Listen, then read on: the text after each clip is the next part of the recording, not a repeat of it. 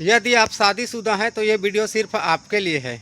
यदि आप अपने पति की लंबी उम्र के लिए व्रत रखते हैं, करवा चौथ का व्रत, वट सावित्री का व्रत या फिर ऐसा कोई सा भी व्रत हो जिसका उद्देश्य मात्र पति की लंबी उम्र के लिए हो, तो आप इस व्रत के दौरान यदि भोजन ग्रहण कर लेती हैं, चुपचाप पानी पी लेती हैं और छुपा लेती हैं इसको, तो ऐसा करने से पति की उम्र कम होती है।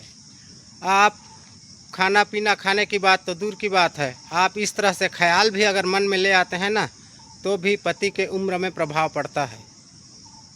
यदि आप पति की झूठी कस्में खाते हैं, बार बार उससे झूठ बोलते हैं, उससे झगड़ते हैं, बार बार जुबान चलाते हैं अपने पति के साथ, तो ऐसा करने से भी पति के उम्र पर प्रभाव पड़ता है, पति की उम्र कम हो जाती है।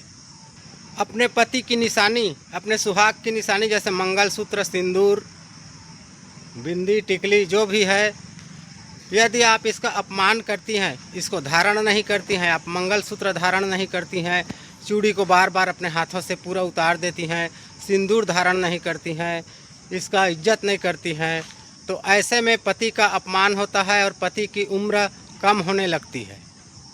आप ऐसा बिल्कुल मत करिए।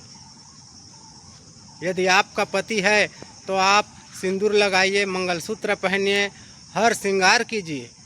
अब ऐसा इसका अपमान करने से आपके पति की उम्र कम होगी, आप जल्दी आसानी। यदि आपके पति होते हुए भी आप पति होने का उनको दर्जा नहीं देती हैं, पति का इज्जत नहीं करती हैं, पति का सम्मान नहीं करती हैं, कोई कदर नहीं करती है, उसके रहने या न रहने की कोई महत्व नहीं समझती हैं, और पति के अलावा आप गैर मर्द से संबंध रखती हैं, तो ऐसा करने से आपके पति की उम्र कम हो जाती है, आप जल्द से जल्द ही विधवा होने की आपकी संभावना बढ़ जाती है।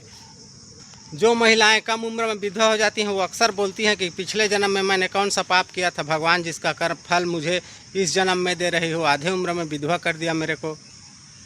तो पिछले जन्म को कोई नहीं देखा है, सब बोलते हैं पिछले जन्म में ये पाप करने से विधवा होती है कम उम्र में। ये सब काल्पनिक कथा है, कोई पिछले जन्म को देखने नहीं गया है। खाली हाथ आया है, खाली हाथ जाएगा इंसान।